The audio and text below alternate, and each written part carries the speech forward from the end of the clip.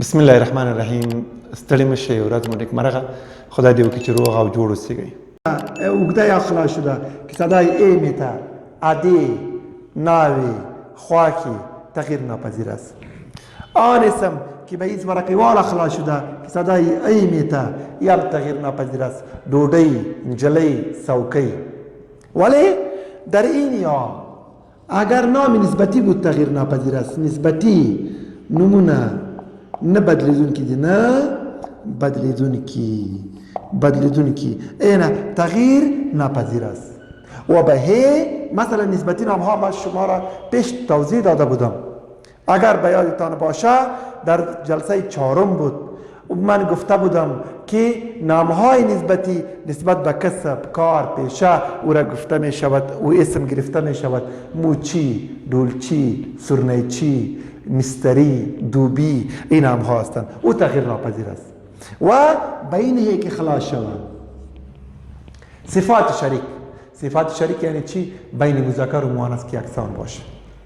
هرگاه بین مذکر و مؤنث یکسان بود یک کلمه می آمد او صفت شریک است. مثل ساده میگم ساده یا ملمه یا پیاده.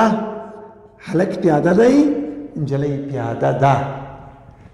پیاده برای مذکر و مؤنث یکسان میه. ملمه برای مذکر و مؤنث یکسان میه. ساده برای مذکر و مؤنث یکسان میه. این صفت های شریک. هرگاه صفت شریک به این خلاص شود نام نسبتی که بین مذکر و با او مذکر که نسبت به کسب کار گرفته می شود بین یا خلاص شود بین یا تغییر ناپذیر است بین یا و با بلند و با اوږد و بلند و با الف اسم های تغییر ناپذیر است.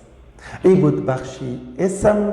پس از این اگر کتاب مرا گرفتین پس از او بخیر تمرین است. تقریبا 50 سوال در تمرین می آید. او را حل می کنید. فرم های کانکوری تان می گیرید تا این بخش حل می کنید. هرگاه سوال پیدا شد پیش روی تان آمد در بخش اسم او را از طریق مسیج روان می کنید.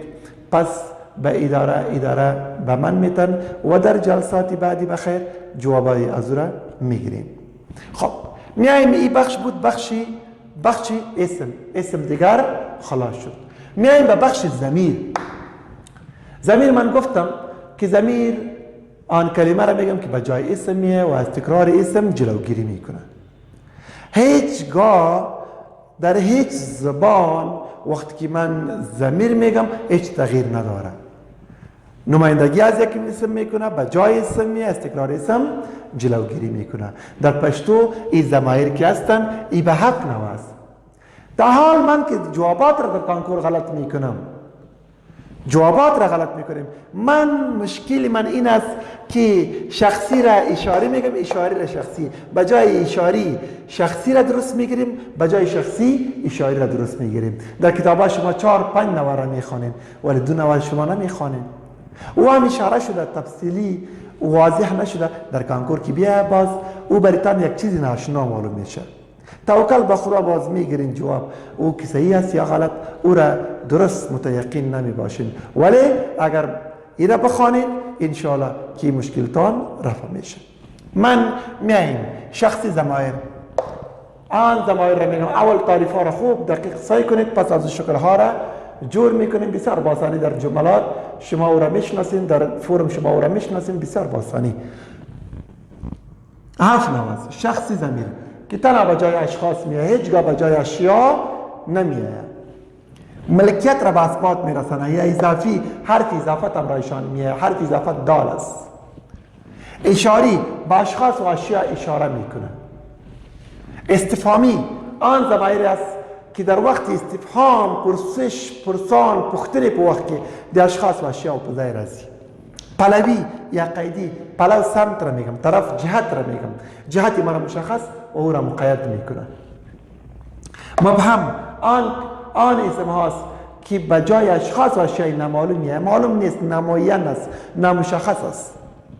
و اشتراکی شریک است. به این خاطر اشتراکی میگم که بین مذکر و مؤنث شریک می باشه. میایم از این میان یک ضمیر شخصی را برای شما توضیح میتم. پس از او بخیر در جلسه بعدی دیگر ضمایر را برای شما توضیح میتم. سعی کنید بچه ها خوب متوجه باشید. تنها بجای اشخاص میه او ضمایر را گفتم. اگر این بخش را بخوانین بشناسین این بخش خود به خود میشناسین و آسان است. میاییم تنها شخصی ضمیرونه که تنها بجای اشخاص میه به دو نوع تقسیم شده. یک را خپلواک میگم، مستقل منفصل جداست، هیچ امرای چیزی دیگر قد نمیه، جدا میه، غختلی یعنی قوی. این رقم تعریف میکنیم این قدر قوی است اگر جدا بیه به تنهایی معنای خود افاده میکنه. نه خپلواک اگر تنها بیه به تنهایی معنای خود افاده کده نمیتونه. میاییم در ضمایر، در بخش ضمایر 3 نقطه مهم است. چند نقطه؟ 3 نقطه مهم است. این من اینجا اشاره میکنم. اول این از لحاظ عدد میبینید، دوم از لحاظ حالت میبینید، سوم از لحاظ اشخاص میبینید. من عدد دو نوع داشتیم، یا مفرد بود در اسم خواندم یا جمع. اینا مفرد جمع. حالت در زمان حال در پشتو در هیچ فرق نمیکنه. در زبان پشتو در زمان حال یک قسم کلمه میه شکلا، در زمان گذشته او دیگه شکل میه. این اصلی میگم، این غیر اصلی. غیر اصلی زمان گذشته، اصلی زمان حال. اینا عدد، حالت، اشخاص. 3 اشخاص داریم. بجای آنها که کلمات میآید او 3 اشخاص است. یا متکلم میباشه، یا مخاطب میباشه، یا غایب میباشه. از این 3 اشخاص دیگه کس نیست. باز در پشتو این غایب که است این به مذکر و مؤنث تبدیل میشه. یعنی در پشتو مذکر و مؤنث نشانه ها داره که من در اسم ها خواندیم معلوم می شود، در اینجا هم معلوم میشه. اینه شخصی خپلواک ضمایر که است. اینمی از لحاظ عدد به مفرد و جمع تقسیم شده. از لحاظ حالت مفردش هم حالت اصلی داره هم حالت غیر اصلی. یعنی چی؟ در زمان حال یک شکل می آید، این شکل. زمان ماضی این شکل می آید. اینه خب از لحاظ اشخاص متکلم، مخاطب و به غایب تبدیل شده. اینه سعی کنید این چوکات را کتاب پورا کردین، تکمیل کردین. آلی اشخاص اینه سعی کنید اینه می تو فکر کنید.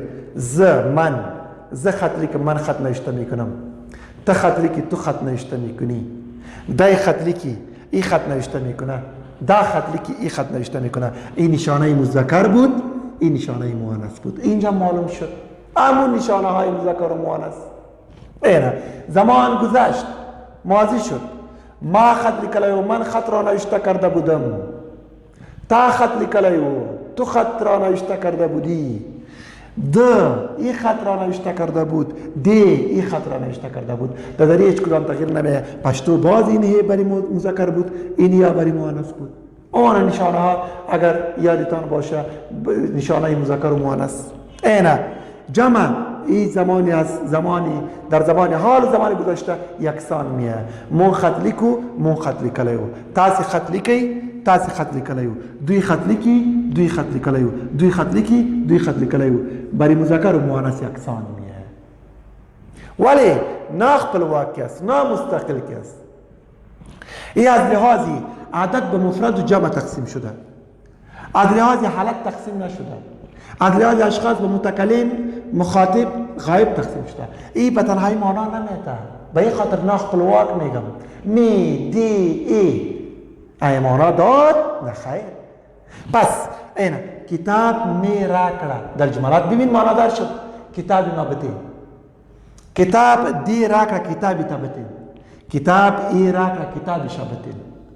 کتابونه مو را کرد، کتاب های تا نابطه.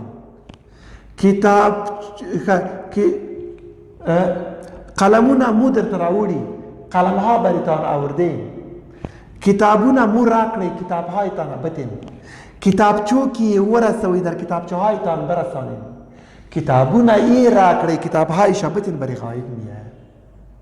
ببین این ضمیر شخصی شد، ولی این ملکی، اشاری، استفهامی، پلوی با همراه اقسامش این بخیر در دیگه جلسه میخوانیم.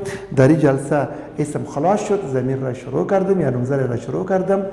تا جلسه دیگر خدایا رو نگهدار.